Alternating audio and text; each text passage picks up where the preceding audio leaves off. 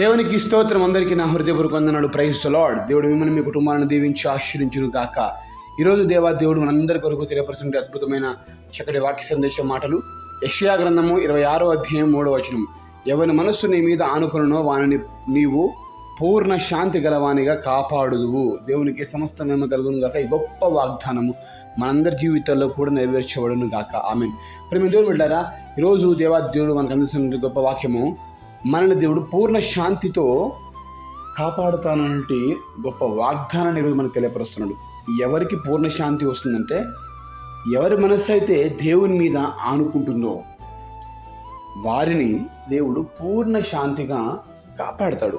కాపాడబడటం అనేది ఈ భూలోకం ముందు దేవుడు మనకి ఇచ్చినటువంటి గొప్ప అద్భుతమైన అవకాశం, అదృష్టం.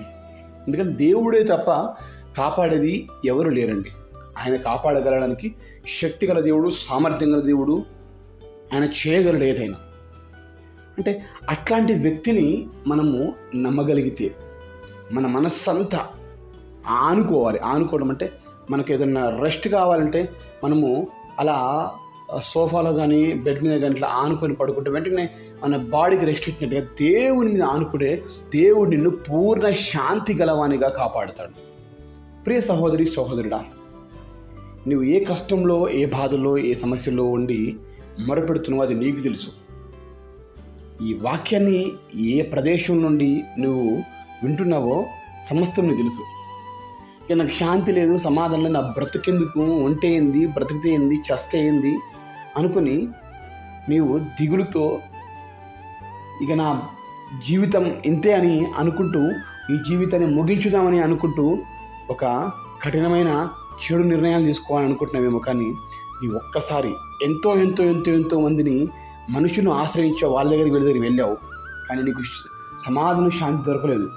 ఈరోజు దేవుని మీద ఆనుకో. అంటే దేవుని పూర్తిగా నమ్మగలిగితే, ఆయన మీద నువ్వు ఆనుకొనగలిగితే దేవుడు నిన్ను పూర్ణ శాంతి గలవానిగా ఖచ్చితంగా కాపాడుతాడు. ఎవరివ్వగలుగుతారండి పూర్ణ శాంతి? ఎవరివ్వగలుగుతారు? యేసుక్రీస్తు దేవుడు తప్ప. ఎందుకంటే ఆయనను నమ్మావు కనుక, నీ మీద ఆధారపడుతున్నానయ్యా, నేను నథింగ్, నువ్వే మొత్తం నాకు సహాయం చేయాలని ఆయన మీద డిపెండ్ అవుతున్నా కనుక దేవుడు ఆయన నమ్మిన వారిని త్రోసివేసేవాడు ఎంత మాత్రం కానే కాదు. మరి ఈరోజు ఒక్కసారి, ప్రభువా నీవే నాకు దిక్కు, నాకు ఎక్కడి నుంచి సహాయం వచ్చే అవకాశం లేదు, నీవే నాకు సహాయం చేయాలి ప్రభువా అని నువ్వు ఆయన వైపు తిరగగలిగి ఒక చిన్న ప్రార్థన, కళ్ళు మూసుకొని, ప్రభువా నీవే నాకు సహాయం చేయి ప్రభువా, నీవే నాకు ఆధారం ప్రభువా అని నువ్వు పూర్తిగా నీ మనస్సంతా ఆయన మీద ఉంచినట్లుగా ఆయన వైపు తిరగగలిగితే దేవుడు ఖచ్చితంగా సహాయం చేస్తాడు. ఆయన అన్యాయస్తుడేం కాదండి, ఒకరిలాగా చేసేవాడు కాదు. పూర్ణ శాంతితో నిన్ను కాపాడతాడు. అంటే కొద్దిసేపు ఏదో మనుషులు కూడా సహాయం చేస్తారండి. కాసేపు సహాయం చేసి నేను చేశానని చెప్పేసి వదిలేస్తారు.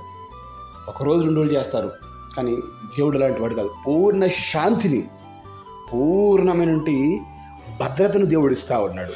కనుక ఆయన మీద నువ్వు ఆనుకొనగలిగితే ఖచ్చితంగా నీ జీవితము మార్చబడబోతుంది. ఈరోజు ఈ వాక్యము వింటున్నటువంటి నీ జీవితంలో ఎన్ని కష్టాలు ఉన్నాయో, ఎన్ని బాధలు ఉన్నాయో, ఎవరికి చెప్పుకొని బాధ వేదంతో కృషించిపోతూ కన్నీళ్లు గారుస్తున్నావేమో, ఆర్థిక ఇబ్బందితో సతమతమైపోతున్నావేమో, అనారోగ్యంతో బాధపడుతున్నావేమో, కుటుంబంలో భార్యాభర్తల మధ్యలో కుటుంబంలో సమాధాన, సంతోషం, శాంతి లేక కృషించిపోయి నా బ్రతికింది, నా జీవితం ఏంది, ఇలా అయిపోయింది, నా కుటుంబం విచ్ఛిన్నమైపోయే పరిస్థితిలోకి వెళ్ళిపోయిందని చెప్పేసి నువ్వు అనుకుంటూ బాధపడుతున్నావేమో.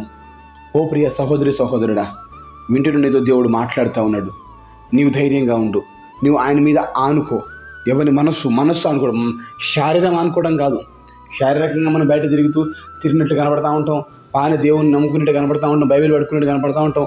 అది కాదండి. అందుకే దేవుడు మనస్సు నీవు కాదు, నీ శరీరం కాదు, నీ మనస్సు నా మీద నన్ను నమ్మగలిగితే తప్పకుండా నీ జీవితంలో పూర్ణమైన శాంతి, సగం శాంతి కాదు, కొద్ది రోజులు ఉండే శాంతి కాదు, ఎల్లప్పుడు లైఫ్ టైం పీస్ దేవుడు ఇవ్వాలని ఆశపడతా ఉన్నాడు. ఇవ్వటమే కాపాడాలని ఆశపడతా ఉన్నాడు.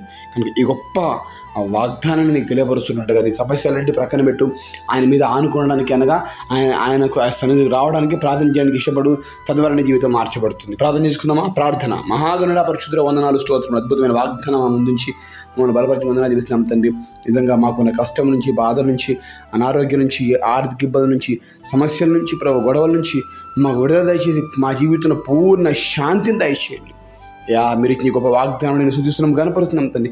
మమ్మల్ని కాపాడే దేవుడు అని నిన్ను ఆనుకోవడానికి మీ సన్నిధి రావడానికి మేము ఇష్టపడుతున్నాం ప్రభు తండ్రి. మా జీవితంలో అతని ఇహపరమందు కావాల్సిన దీవెన ఆశీర్వాదాలు దయచేసి మీరే మమ్మల్ని కాపాడి రక్షించుమని యేసు నామములో కృతజ్ఞతలతో అడిగి వేడుకొని పొందుకుంటున్నాము తండ్రి.